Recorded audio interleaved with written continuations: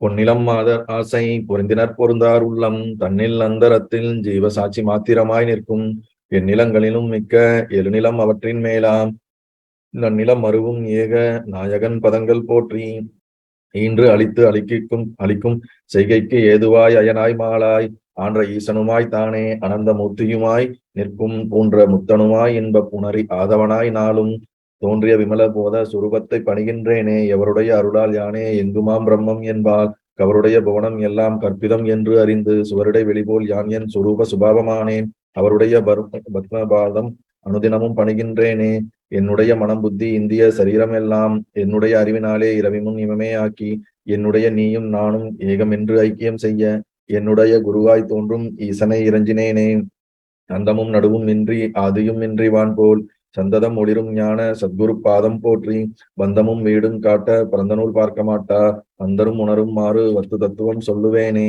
படர்ந்த வேதாந்தம் என்னும் பார்க்கடல் மொண்டு முன்னூல் குடங்களில் நிறைத்து வைத்தார் குறவர்கள் எல்லாம் காட்சி கடைந்து எடுத்து அளித்தேன் இந்த கைவல்ய நவநீதத்தை அடைந்தவர் விடைய மண் தின்று அலைவரோ பசியிலாரே முந்தனை வெங்கடேச முகுந்தனை என ஆட்கொண்ட கர்த்தனை வணங்கி சொல்லும் கைவல்ய நவநீதத்தை தத்துவ விளக்கம் என்றும் சந்தேகம் தெளிதல் என்றும் வைத்து இருபடலமாக வகுத்துரைத்து செய்கின்றேனே. நல்லது. ஆதாரம் மறைந்து போனால் ஆரோபம் எங்கே தோன்றும்? ஆதாரம் மறையாது ஆகில் ஆரோபம் இல்லையே என்றால் ஆதாரம் சமம் விசேஷம் ஆம் என இரண்டு கூறு ஆம். ஆதாரம் சமமாம் எங்கும் ஆரோபம் விசேடமாமே. திருப்பி படிக்கிறேன். ஆதாரம் மறைந்து போனால் ஆரோபம் எங்கே தோன்றும்? ஆதாரம் மறையாது ஆகில் ஆரோபம் இல்லையே என்றால் ஆதாரம் சமம் விசேடம் ஆம் என இரண்டு கூறாம். ஆதாரம் சமமாம் எங்கும் ஆரோபம் விசேடமாமே. இது ரொம்ப முக்கியமான ஒரு பாடல். இது இதோட அர்த்தம் புரிஞ்சுக்கிறதுக்கு நமக்கு பிரெயின் இன்னும் கொஞ்சம் நல்லா டெவலப் ஆகணும். நல்லா நம்ம இத கன்சியூம் பண்றதுக்கு நமக்கு இன்னும் கொஞ்சம் புரியணும். இங்க சீடன் கேள்வி கேட்கிறான். என்ன பண்றான்? ஆவரண சக்தியை பத்தி கேள்வி கேட்கிறான். நீங்க ஆவரணம் தான் எல்லாத்தையும் மறைக்குது அப்படின்னு நீங்க சொல்றீங்க. அப்படி மறைக்குதுன்னா எனக்கு ஒரு சந்தேகம் வருது. என்ன சந்தேகம்? ஆதாரம் மறைந்து போனால் ஆரோபம் எங்கே தோன்றும்? ஆரோபம்னா என்னது? கல்பனா, விக்ஷேபம். அதுதான் ஆரோபம்னு சொல்றோம். ஞாபகத்துக்கு வருதா உங்களுக்கு? ஒன்றன் பின் ஒன்றாக நாம் கல்பித்து கொண்டே போவதை தான் ஆரோபம் என்று சொல்றோம். முதல் லைனை எடுத்துக்குங்க ஃபர்ஸ்ட். அதுக்கான அர்த்தத்தை பார்ப்போம். ஆதாரம் மறைந்து போனால், ஆதாரம் இல்லாமல் ஆரோபம் வர முடியாது. கயிறுன்னு ஒண்ணு இல்லாம பாம்பை கற்பனை பண்ண முடியாது. புரியுதா இல்லைங்களா? ஒரு கம்பு இல்லாம கம்புல இருந்து ஆளை கற்பனை பண்ண முடியாது. தங்கம் இல்லாம தங்கத்துல இருந்து நகையை கற்பனை பண்ண முடியாது. அப்ப ஒரு ஆரோபம் நடக்க வேண்டும் என்றால் அதற்கு ஆதாரமாக ஏதோ ஒன்று இருந்தால்தான் அதை வைத்துக் கொண்டுதான் நாம் என்ன பண்ண முடியும்? நாம் எதை வேணாலும் விக்ஷேபம் பண்ண முடியும், கற்பனைகள் பண்ண முடியும். நீங்க என்ன சொல்ல வரீங்க? குருகிட்ட கேட்கிறாரு, ஆதாரம் மறைந்து போனால் ஆரோபம் எப்படி தோன்றும்? கயிறு மறைஞ்சிடுதுன்றீங்க. கயிறு மறைஞ்சிடுது இருட்டுல அப்படின்னா கயிறே மறைஞ்சு போச்சு. அதுக்கப்புறம் அதுல எப்படி போய் இன்னொன்னு இதுல இருந்து பாம்பு தோண முடியும்? என்ன கேள்வி கேட்கிறானா, பாம்பு தோன்றணும்னா அங்க கயிறு ஒண்ணு இருந்தாகணும். கயிறு தான் நீங்க இருட்டுனால மறைஞ்சிருதுன்றீங்க. ஏன்னா மறையிலன்னா இருக்கிறது தெரிஞ்சிரும்ல. இப்ப இருட்டு இல்லாட்டினா கயிறுன்னு தெரிஞ்சிட போகுது. சரி, கயிறை இருட்டு மறைக்குதுன்னா மறைஞ்சு போயிடுச்சுன்னா கயிறே தெரியாது. அங்க எதுவுமே தெரியாதுங்கும் போது அங்க எப்படி நீங்க பாம்பு தோன்றுங்கிற ஒரு அது எப்படி வரும் அப்படின்னு கேட்கறான். நான் சொல்றது உங்களுக்கு புரியுதுங்களா? அதாவது கயிறு இருக்குது, அது இருக்கிறத பார்த்தா கயிறா தெரிய போகுது, அதுல மாற்று கருத்து இல்ல. அது ஒரு இருட்டுனால மறைக்குதுன்றீங்க. மறைச்சிச்சுன்னா கயிறும் தெரியாது, அதுல பாம்புமே நம்ம கற்பனை பண்ண முடியாது. ஏன்னா அதான் மறைச்சிருச்சு எல்லாமே. அப்படிங்கறதுதான் அவனுடைய கேள்வி. நீங்க ஏன் மறைச்சதுக்கு அப்புறம் அதுல நீங்க பாம்பு கற்பனையா தோணுதுன்றது நீங்க எப்படி சொல்ல முடியும்ன்றத அவன் கேட்க வரான். அடுத்த லைன்ல என்ன சொல்ல வரானா, ஆதாரம் மறையாது ஆகில் ஆரோபம் இல்லையே என்றால். சரி, நீங்க சொல்ற மாதிரி கயிறு மறைக்கல அப்படின்னு நீங்க சொல்ல வரீங்கன்னா, கயிறு மறைக்கலன்னா கயிறு கயிறா தெரிஞ்சிருது இல்ல வெளிச்சத்துல. அப்ப அங்க ஆரோபம் தோன்றவே முடியாது. அங்க பாம்புன்ற ஒண்ணு நம்ம கற்பனை பண்றதுக்கு வழியே கிடையாது. ரொம்ப முக்கியமான ஒரு விஷயம். ஆழ்ந்து நீங்க அதை உங்களுக்குள்ள விஜுவலைஸ் பண்ணாதான் புரியும், இல்லாட்டி புரியாது. எக்ஸாம்பிள நீங்க கயிறு பாம்பு எக்ஸாம்பிள தான் இந்த இடத்துல நீங்க கோட் பண்ணி ஈஸியா இது பண்ணிக்கணும். இப்ப கயிறு இருக்குது, கயிறு இருட்டுல மறைஞ்சிருச்சு அப்படின்னு நீங்க குருநாதர் சொல்றாரு, சீடன் கேட்கிறான். சரி, கயிறு இருக்குது, அது அதிஷ்டானம், ஏதோ ஒரு பொருள் இருக்குது, அது இருட்டுல மறைஞ்சிருச்சுன்னா எதுவுமே தெரியாது இல்ல, மறைஞ்சு போச்சு இல்ல. அப்புறம் அதை நான் அது பாம்பாகவோ ஆளாவோ கற்பனை பண்றதுக்கு வழியே கிடையாது. சரி, இருக்கிற பொருள் தெரியுது அப்படின்னா நான் ஏன் கற்பனை பண்ணணும்? இருக்கிறதாவே தெரிஞ்சிட போது. நீங்க என்ன இப்ப கயிற பாம்பா தெரியுதுன்றீங்க, இப்ப கம்ப ஆளா தெரியுதுன்றீங்க, நகை பொண்ணு தங்கத்தை நகையா தெரியுதுன்றீங்க. இது எப்படி சாத்தியம்? நீங்க சொல்றது புரியல அப்படிங்கிற போல சீடனுடைய கேள்வி. அப்ப அந்த இடத்துல அழகா பகவான் என்ன சொல்றாருன்னா, ஆதாரம் சமம் விசேடம் ஆம் என இரண்டு கூறு ஆம். ஆதாரம் சமம் விசேடம் ஆம் என இரண்டு கூறாம். எது ஆதாரமாக இருக்குதோ அது இரண்டு விதமாக வெளிப்படுகிறது. அதுதான் சமம் விசேடம் அப்படிங்கிறார். இது எப்படி புரிஞ்சுக்கிறதுனா, அந்த இருட்டு அப்படிங்கிறது கம்ப்ளீட் டார்க்னஸ் கிடையாது, அதே மாதிரி கம்ப்ளீட் லைட் வெளிச்சமும் கிடையாது. ஒரு விதமான மந்த அந்தகாரம்னு சொல்றோம். அதாவது ஒரு அரை இருட்டு. அரை இருட்டுல தான் இருக்கிறது வேற மாதிரி தெரியும். ஃபுல்லா இருட்டா இருந்தா நமக்கு தெரியவே தெரியாது, ஃபுல்லா வெளிச்சமா இருந்தா இருக்கிறது தெரிஞ்சிட போகுது. அப்ப நமக்கு எப்படி பாத்தீங்கன்னா, ஒரு சந்தியா டைம் பாத்தீங்கன்னு வச்சுக்கலாம், ஃபுல்லா டார்க் ஆகாது, ஃபுல்லா வெளிச்சமாவும் இருக்காம, ஒரு சன்செட் ஆகிற டயத்துல ஒரு விதமான ஒரு டார்க்னஸ்ல என்ன இருக்கும், பொருள் சில நல்லா தெரியும் தெரியாம இருக்கும்ல, அந்த மாதிரிதான் அந்த மறைப்பு சக்திங்கிறார். இந்த மறைப்பு சக்தி ஆதாரத்தை மறைக்க முடியாது. நல்லா புரிஞ்சுக்கணும். இது ஆதாரம் சமம் விசேடம். ஆதாரம்னா இங்க நீங்க உங்களுக்கு கயிறுங்கிற ஒரு எக்ஸாம்பிள் வச்சுதான் சொல்லிட்டு இருக்கேன், அந்த எக்ஸாம்பிள் வச்சுங்க. இந்த மறைப்பு, இந்த ஆவரணம் ஒன்றை மறைக்கும், ஒன்றை மறைக்காது. அதாவது இந்த அரை இருட்டு கயிறு என்ற தன்மையை தான் மறைக்கிறதே தவிர அங்கு ஒன்று இருக்கிறது என்பதை மறைக்க முடியவில்லை. ஏதோ ஒன்று அங்கு இருக்கிறது என்பதை மறைக்க முடியவில்லை. ஆனா கயிறு என்ற தன்மையை மறைத்து அங்க இருக்கிறதை பாம்பாக நம்ம கற்பனை பண்றோம். அப்ப பாம்பாக கற்பனை பண்ணணும்னாலே அங்க ஏதோ ஒண்ணு இருக்குது. அது இருக்கிறது அது என்னன்னு தெரியாம இருக்குது. ஆனா இருக்குதுங்கிறத நம்ம என்ன பண்றோம், ஒத்துக்கிறோம். அது இல்லாட்டினா இருக்கிறது ஏதோ ஒண்ணு இல்லாம நீங்க எப்படி, அது என்னன்னு சரியா புரியல, ஆனா ஏதோ ஒண்ணு இருக்குது. அப்ப இந்த ஆவரண சக்தி ஏதோ ஒன்று இருப்பதை மறைக்கவில்லை, அது என்னவாக இருப்பது என்பதை மறைக்கிறது. புரியுதா புரியலைங்களா? எக்ஸாம்பிள் சொல்ல போனா, கயிறு பாம்பாக தெரிகிறது, அது கயிறு கயிறாக தெரிஞ்சால் கரெக்ட், கயிறு பாம்பாக தெரியுது. இப்ப உதாரணத்துக்கு இது என்னது, இது என்னது, பேனா. அதே போல இது என்னது, போனு.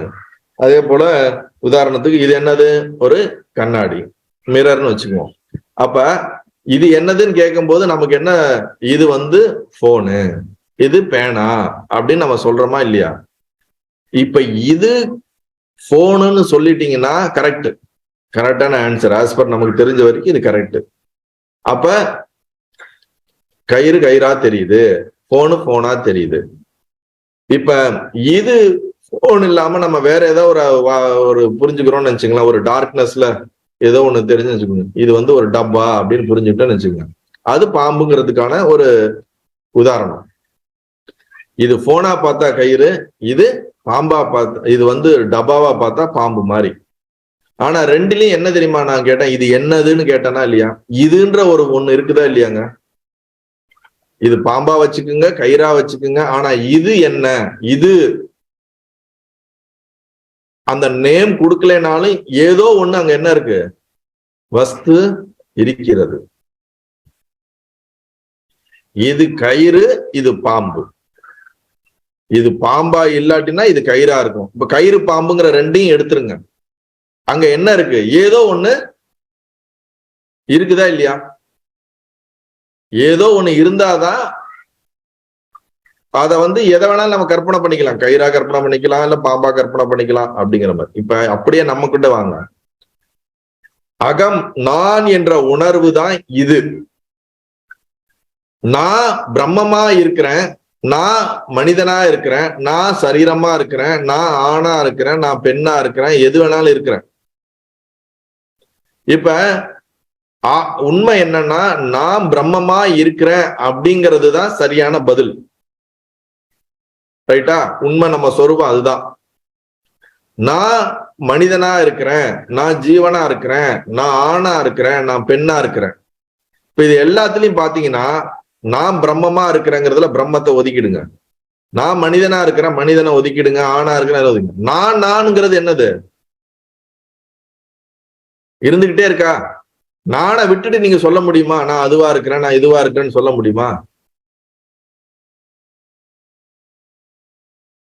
இப்ப நம்மளாம் என்ன நினைக்கிறோம்? நான் ஒரு சாதாரண மனுஷனுங்க, நான் நான் ஞானம் அடையணும், நான் தன்னை பிரம்மமா ஆத்மாமா உணரணும்னு சொல்றோம். அப்ப நான் சாதாரண மனிதனாக நான் பந்தப்பட்டு வாசனைப்பட்டு இருக்கிறேன் அப்படின்னு சொல்றதெல்லாம் பாம்பு போல கற்பனை, கற்பனைக்கு உட்பட்டது. நான் தெளிவடைஞ்சிட்டேன், நான் பிரம்மமா இருக்கிறேன் அப்படின்னா நான் என்ன கயிறா பாவிச்சுட்டேன். ரெண்டிலுமே நான்ற உணர்வு இருக்கா இல்லையா? நான அடிப்படையா கொண்டுதான் அது எப்படி இருக்குதுங்கிறதுலதான் என்னது மாறுது. அப்ப அந்த நான்றதுதான் இங்க சொல்ற போல ஆதாரம். ஆதாரமானது மாறவே மாறாது. மீன்ஸ் இது பேனா, இது ஒரு தடி அப்படின்னு சொல்லலாம். இதுங்கிறது மாறவே முடியாது. அப்ப இந்த பேஸா இருக்கக்கூடிய இந்த சத்தியமானது, சைத்தன்யமானது இரண்டாக நம்ம புரிதலுக்கோசரம் பிரித்து கூறுகிறார்கள். ஒன்று சமம் என்றும், இன்னொன்னு விசேஷம் என்றும். சமம் என்றால் என்னன்னா, எல்லா காலத்திலும் எல்லா நேரத்திலும் அதிகமாக இருந்து கொண்டே இருப்பது. விசேஷம் என்றால் ஒரு குறிப்பிட்ட காலத்திலே தோன்றுவது, அதற்கு பின் மறைவது. இதை நம்ம மாயைக்கே கொண்டு வராதிங்க இந்த இடத்துல. இப்ப நம்ம சைத்தன்யத்துலதான் டிஸ்கஷன் போகுது இந்த பாட்டை பொறுத்த வரைக்கும். நீங்க மாயையே அதுல உற்பத்தி ஆகிறதெல்லாம் இதுல கொண்டு கன்ஃபியூஸ் பண்ணக்கூடாது. இந்த இடத்துல பொறுத்த வரைக்கும் வெறும் ஆத்மா சைத்தன்யம் அது பிரதிபலிக்கக்கூடிய தன்மையைத்தான் இப்ப நம்ம சொல்றோம். புரியுதா இல்லைங்களா? இப்ப அந்த மாதிரி இந்த ஆத்மா பிரதிபலிக்கிறது அது சமம் என்ற ஒரு தன்மையிலும் விசேஷம் என்ற தன்மையிலும் இரண்டாக அது வெளிப்படுகிறது என்று இங்க ஆச்சாரியார் சொல்றார். அந்த சமம் என்பது எல்லா காலத்திலும் எல்லா நேரத்திலும் இருப்பாக இருந்து கொண்டே இருப்பது. விசேஷம் என்பது ஒரு குறிப்பிட்ட காலத்திலே குறிப்பிட்ட இதிலே வெளிப்பட்டு திருப்பியும் அது ஒடுங்கி விடுகிறது அப்படிங்கறதுதான் இதோட அர்த்தம். இந்த பாட்டுக்கான விளக்கத்தை படிக்கிற அதுல புரிஞ்சுக்குங்க. மிக்க இருளினால் கயிறு மறைந்து விடுவது போல ஆவரண சக்தியினால் சர்வத்திற்கும் ஆதாரமான பிரம்மமானது மறைந்து போனால் ஆரோபமான வடிவ உலகம் எவ்வாறு தோன்றும்? மத்தியான வெயிலில் உள்ள கயிறு போல ஆதார பிரம்மம் மறைப்படாமல் தோன்றினால் ஆரோப வடிவ உலகம் தோன்றப்பட மாட்டாது. ஃபர்ஸ்ட் ரெண்டு வார்த்தைக்கு நான் சொன்னதான். வெளிச்சத்துல கயிறு கயிறா தெரிஞ்சிடும், அது மறைப்பாகாது. இருட்டுல கயிறு சுத்தமா தெரியாது, அப்ப சுத்தமா தெரியாதனால அதுல வெளிப்படுறதுக்கு கற்பனை பண்றதுக்கு ஒண்ணும் இல்ல. வெளிச்சத்துல நல்லா தெரியுது, அதனால அது கற்பனை பண்ணவும் முடியாது. இப்படி இருக்கும் போதுங்கிறதா அந்த கேள்வி. இதோட அந்த இது முடியுது. ஆரோப வடிவம் உலகம் தோன்றப்பட மாட்டாது. ஆதலால் இவற்றுக்கு விடை அருளுமாறு பிரார்த்திக்கின்றேன். சீடன் கேட்கிறான், இந்த மாதிரி இருக்கும்போது குருவே எனக்கு பதில் சொல்லுங்க, எனக்கு இது புரியல அப்படின்னு கேட்கும்போது, அன்பனே, அன்பான சீடனே, ஆதாரமானது சமம் விசேடம் என இருவகை தாம். ஆதாரம் சத்தியம் எதை சொல்கிறோமோ அது இரண்டு பிரிவாக இருக்கிறது. உண்மையில ரெண்டு கிடையாது, ஆனா நம்மளுடைய புத்தி புரிஞ்சுக்கிறதுக்கோசரம் இரண்டாக இங்கு எடுத்துரைக்கப்படுகிறது. அதிக தேசத்திலும் அதிக காலத்திலும் உள்ளது ஆதாரம் சம ஆதாரமாகும். அற்ப தேசத்திலும் அற்ப காலத்திலும் உள்ள ஆதாரம் விசேட ஆதாரமாகும். எல்லா நேரத்திலும் எல்லா காலத்திலும் எல்லா இடத்திலும் எது இருக்கிறதோ அது சம ஆதாரம். குறிப்பிட்ட காலத்திலே குறிப்பிட்ட இடத்திலே குறிப்பிட்ட நேரத்துக்கு இருப்பது விசேஷ ஆதாரம். இப்போதைக்கு இந்த ரெண்டு கேட்டகரியை புரிஞ்சுக்கங்க. அடுத்த பாட்டுல இதையே இன்னும் டீட்டெயிலா எக்ஸ்பிளைன் பண்ண போறாரு. அதை படிச்சா இன்னும் நமக்கு புரியும். நல்லது. சகம் அதில் இது என்ன இது என் சுட்டு ஆம் சமானம்தான் மறைந்திடாது. மிக இது கயிறு ஆம் என்னும் விசேடம்தான் மறைந்து போகும். அகம் என்னும் சமானம் தன்னை அஞ்ஞானம் மறைத்திடாது. பகர் விசேடம் ஆதாம் விசேடம்தாம் ஜீவன் பரம் என்னும் அதனை மூடும். சகம் அதில் இது என்ன இது என் சுட்டு ஆம் சமானம்தான் மறைந்திடாது. மிக இது கயிறு ஆம் என்னும் விசேடம்தான் மறைந்து போகும். அகம் என்னும் சமானம் தன்னை அஞ்ஞானம் மறைத்திடாது. பகர் விசேடம் ஆதாம் விசேடம்தாம் ஜீவன் பரம் என்னும் அதனை மூடும். சகம் அதில் இது என் சுட்டு ஆம் சமானம் தான் மறைந்திடாது. அப்படின்னா என்னன்னா, இந்த ஜகத்திலே இது இது இது என்று நாம் சுட்டி காட்டுகின்ற அந்த இது என்றது மறையாது.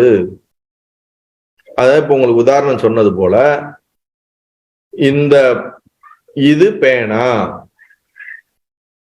இது நான் பேனான்னு சொல்லலாம், இது ஒரு குச்சின்னு சொல்லலாம், இது ஒரு சாக்லேட்டுன்னு சொல்லலாம். இந்த சாக்லேட்டோ குச்சி பேனாங்கிறது மாறுபட்டுக்கிட்டே இருக்குது நம்மளுடைய கற்பனைக்கு ஏற்ற மாதிரி. உண்மையில இது பேனாதான். ஆனா நமக்கு மறைப்பு ஒரு விக்ஷேபம் இருந்துச்சுன்னா இந்த பேனாக்கு பதிலா வேற மாதிரி கூட கற்பனை பண்ணிக்கலாம்னு வச்சுங்களேன்.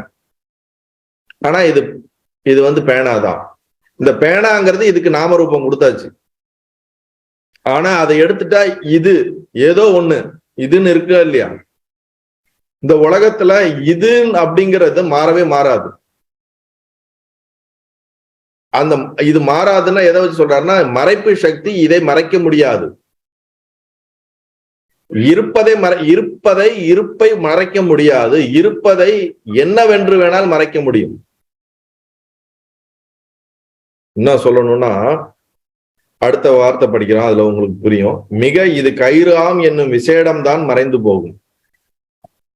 இந்த கயிறு பாம்பு எக்ஸாம்பிள்ல இது கயிறு, மறைப்பு சக்தி வந்தா இது நம்ம பாம்பா கற்பனை பண்றோம் விக்ஷேபத்தினால. இது கயிறுனாலும் இது பாம்புனாலும் இதுன்னு நம்ம சொல்றதும் மாற்றாது.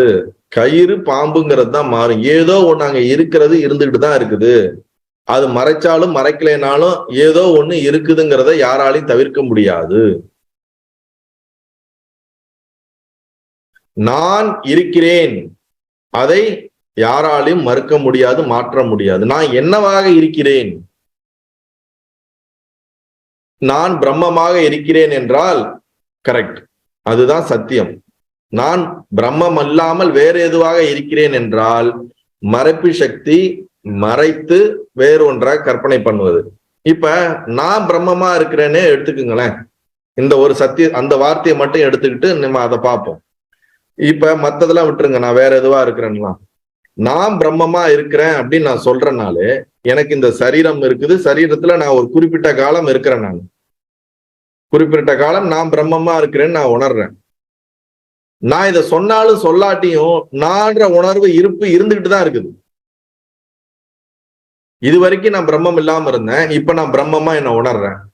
பிரம்மமா உணர்ந்து கொஞ்ச காலம் வாழ்ந்து சரீரம் போயிடுதுன்னு வச்சுங்க.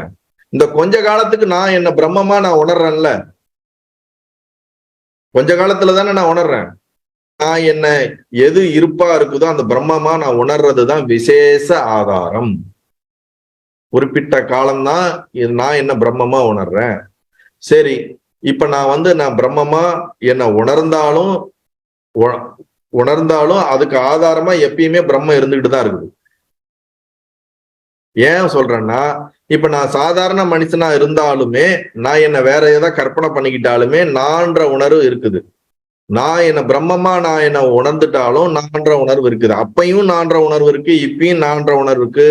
அப்பையும் ஏதோ ஒரு உணர்வு மாறாமல் ஆதாரமாக இருந்து கொண்டிருக்கிறதைத்தான் நாம் என்ன சொல்றோம்? பிரம்மம், ஆத்மா, சைத்தன்யம் என்று சொல்லுகின்றோம். என்ன முன்னாடி அது ஆதாரமா இருக்குதுன்னே தெரியாம அது ஏங்கிட்டு இருந்துச்சு. இப்ப அதுல ஒரு பிரதிபலிப்பு, உபாதியில பிரதிபலிக்கக்கூடிய ஒண்ணு நான் பிரம்மமா இருக்கிறேன்னு தெரிஞ்சுக்குது. இது தெரிஞ்சாலும் தெரியலனாலும் ஆதாரம் ஆதாரமா இருக்குது.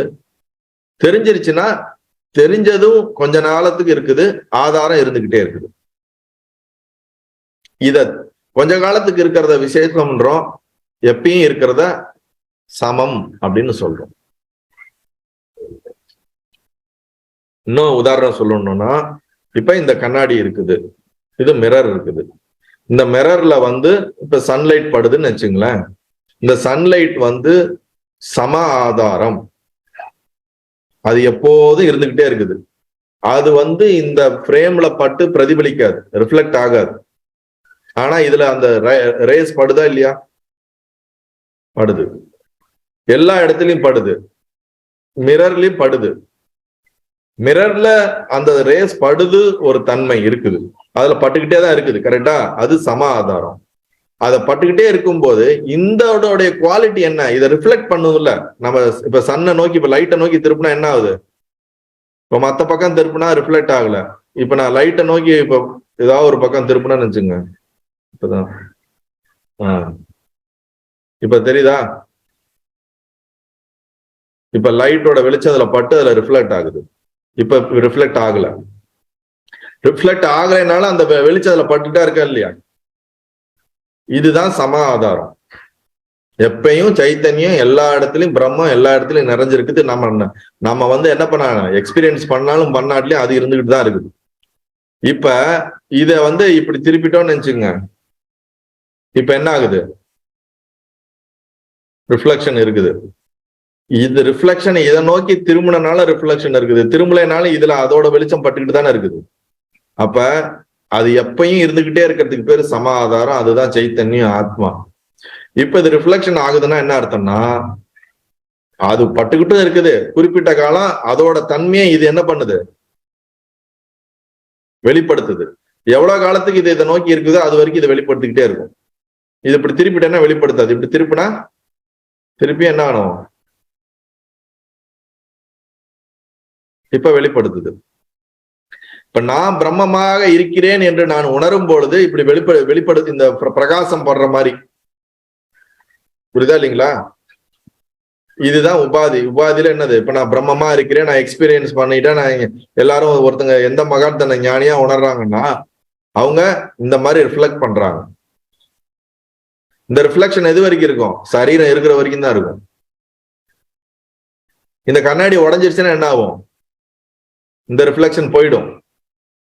ஆனா லைட்டோட வெளிச்சம் விழுந்துகிட்டே தானே இருக்குது, இது உடஞ்சாலும் உடையலனாலும்.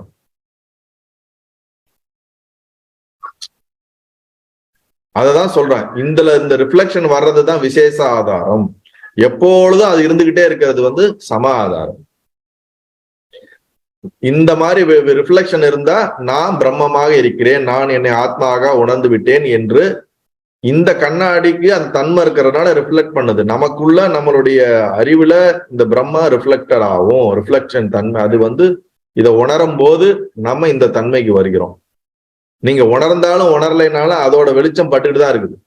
நீங்க அப்ப இருக்கிறது அடிப்படையா இருக்கக்கூடிய இது நான், அது அதுவாகத்தான் இருக்குது. நீங்க அதை நோக்கி திரும்பும் போது அது இன்னமும் என்னது? இது வரைக்கும் நான் மனிதனா இருந்தவன், இப்ப நான் பிரம்மமா இருக்கிறேன்னு தெரிஞ்சுக்கும். இந்த ரிஃப்ளெக்ஷன் மாதிரி. இப்ப இது என்ன படுது? வேற பக்கம் திரும்பிடுச்சு. இப்ப சாதாரணமா இப்ப இது தன்னை பிரம்மமா இருக்கிறேன்னு நினைக்கல, ஆனா இதுல வெளிச்சம் பட்டுக்கிட்டு தான் இருக்குது. அப்ப என்ன சொல்ல வரேன்னா, இப்ப இது மந்த அந்த காரணத்தினால், இது ஆவரண சக்தினால் மறைக்கப்பட்டு விட்டது. இப்ப மறைக்கப்பட்டாலும் இதுல என்ன ஆயிட்டு இருக்கு? ரேஷ் விழுந்துகிட்டே இருக்குது.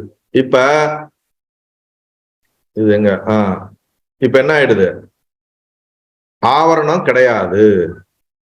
ஆவரணத்தினால் மறைப்பு இல்லாம இருக்கும்போது என்ன ஆகுது? இப்பையும் அது அந்த ஒளி விழுந்துகிட்டு தான் இருக்குது. இது ரிஃப்ளெக்ட் பண்ணக்கூடிய தன்மைக்கு வருது.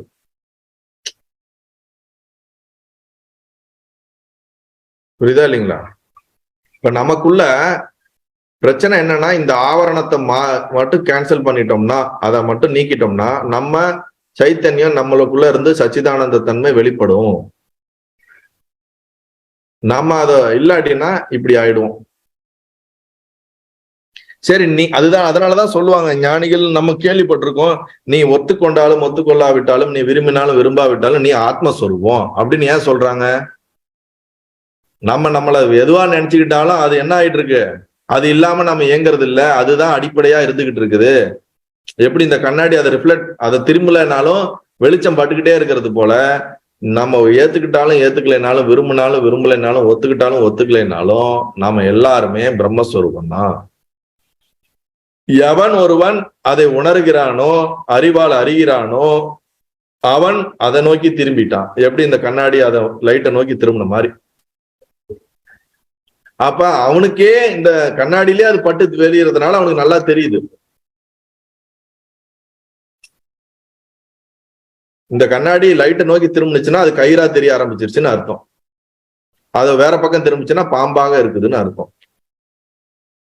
இது கயிறா திரும்பினாலும் பாம்பா திரும்பினாலும் எப்படி எந்த பக்கம் இருந்தாலும் அது மேல அந்த வெளிச்சம் பட்டுக்கிட்டே இருக்கிறதுங்கிறது தான் சம ஆதாரம்.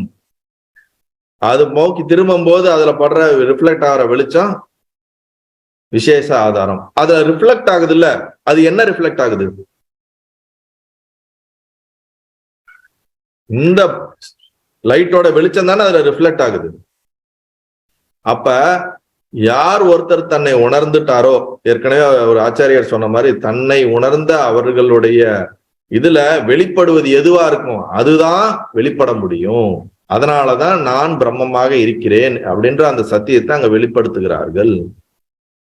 அவர்களுடைய சிஸ்டத்துல இருந்து வெளிப்படுறது அதுதான் வெளிப்படுது. அது எப்படி வெளிப்படணுமோ அப்படி வெளிப்படுது. இப்ப இந்த கண்ணாடிக்கு ஒரு குவாலிட்டி இருக்கிறதுனால இவ்வளவுதான் அது ரிஃப்ளெக்ட் பண்ணுது. இதுவே ஒரு பெரிய லென்ஸா இருந்துச்சுன்னு நினைச்சுங்களேன், அது இன்னமும் ஒரு விதமான ரேஸ் இன்னும் டீட்டெயிலா இது பண்ணும். இந்த உபாதி, இதுக்கு பேர் உபாதி, இந்த உபாதி தன்மைக்கு ஏற்றார் போல் இது வெளிப்படுத்துது. இதுவே பெரிய கண்ணாடியா இருந்துச்சுன்னு நினைச்சுங்க, இன்னும் பெருசா வெளிப்படுத்துமா இல்லையா? அப்ப வெளிப்படுத்தக்கூடிய இந்த உபாதியை பொறுத்து பிரகாசம் மாறுது. பிரகாசம் ஒண்ணுதான், அது அது என்ன ஆகுது? எக்ஸ்பிரஷன் மாறுது.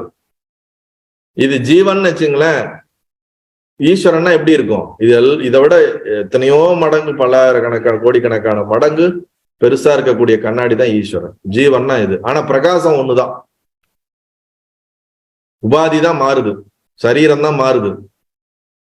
இதுதான் நம்ம மனசுல இந்த உதாரணத்தை வச்சுக்கிட்டோம். இதை வச்சுக்கிட்டு நாம என்ன பண்ணோம்? ஒர்க் பண்ணிக்கிட்டே இருக்கணும். சோ அததான் இங்க என்ன சொல்றாரு? சகமாதில் இது என் சுட்டு ஆம் சமானம் மறைந்திடாது. இந்த ஜகத்துல எந்த ஒரு பொருளையும் இது என்ன, இது என்ன, இது மரம், இது செடி, இது விலங்கு, இது பறவை அப்படின்னு நம்ம பறவை விலங்கு எது சொன்னாலுமே இது திஸ் அப்படிங்கிறது மறையாது. அப்ப எது இதுன்னு சொல்றோமோ அதுதான் பர்மனன்ட் ஆதாரமாக இருப்பது. மிக இது கயிறு ஆம் என விசேஷம் மறைந்து போகும். ஒரு அது இப்ப ஒரு நாயை பார்த்து நம்ம பன்னிக்குட்டின்னு சொன்னோம்னா விக்ஷேபம், கற்பனை. ஆனா இது நாய், இது பன்னிக்குட்டின்னு சொல்லும் போது இதுங்கிறது நாயின்னு சொல்லும் போது இருக்குது, பன்னிக்குட்டி சொல்லும் போது இருக்குது. பன்னிக்குட்டின்னு சொல்றது தப்பு, நாயின்னு சொன்னா கரெக்ட். நாய இப்ப நாயின்னு சொல்லும் போது கயிறா பாக்குறோம், இது இருக்குது.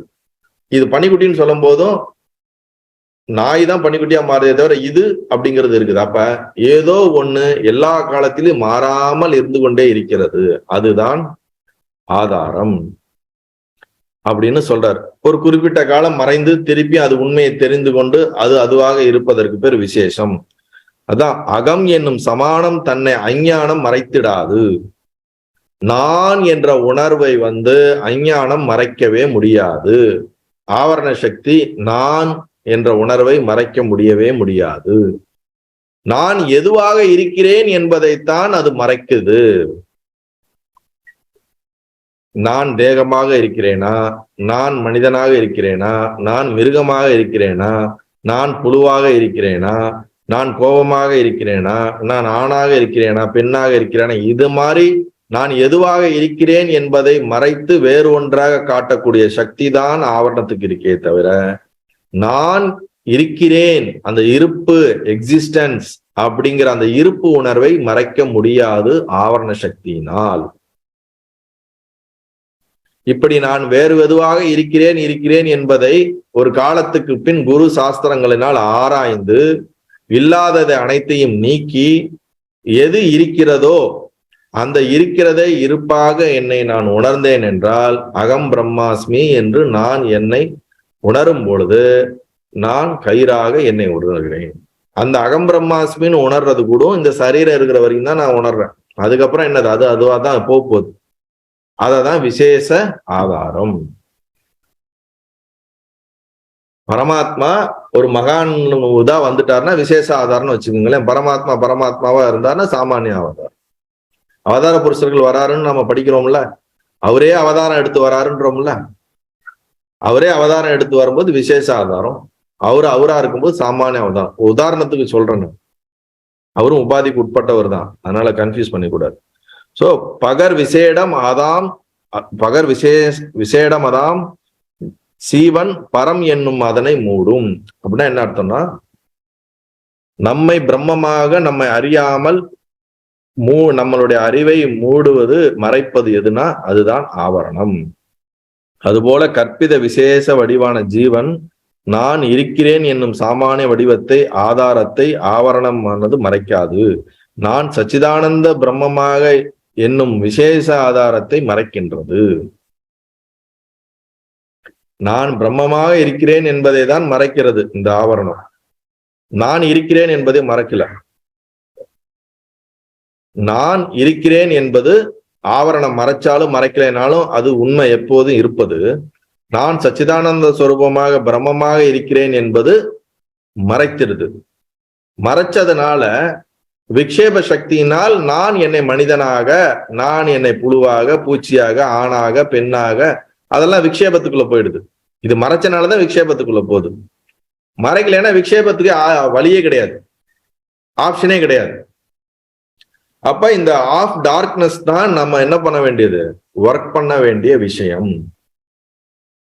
நீக்க வேண்டியது எதுவென்றால் இந்த மந்த அந்த காரணமான ஆவரண சக்தி. இது ரொம்ப முக்கியமான பாடல். இன்னைய 4 பாடல்களும் இது மட்டும் நமக்குள்ள ஒரு ஸ்ட்ராங்கா ஒரு புரிதல், ஒரு அறிவுக்கு வந்துருச்சுன்னா ஒரு பெரிய கிளாரிட்டி வரும் நமக்கு.